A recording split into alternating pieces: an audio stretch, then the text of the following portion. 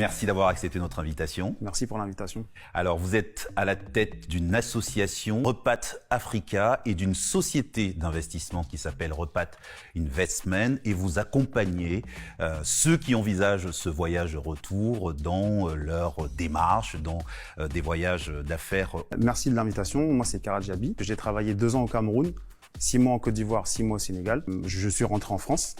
J'ai travaillé 2 ans dans une start-up et j'ai eu envie de retourner sur le continent.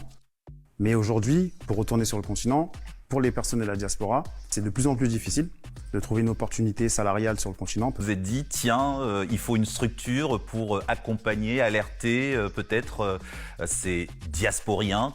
Le mot n'existe pas, mais comme on le dit communément. Exactement. Repat Africa est né de cette frustration-là, parce que lorsque j'ai voulu y retourner, j'ai fait pas mal d'entretiens. J'ai jamais réussi à avoir un poste que je voulais ou alors à être accompagné. Et j'ai cherché une organisation qui s'occupait des gens comme moi, de la diaspora, qui veulent retourner en Afrique, s'y installer ou travailler ou entreprendre. Et à ce moment-là, j'ai pas trouvé. Donc je me suis dit que j'allais le faire moi-même. Est-ce qu'on a aujourd'hui un tableau global pour mesurer ce mouvement du retour? Nous, on a des statistiques au niveau de Repat Africa. La première communauté, ce sont les Sénégalais, ensuite les Ivoiriens. La troisième, ce sont les Camerounais et ensuite les Béninois.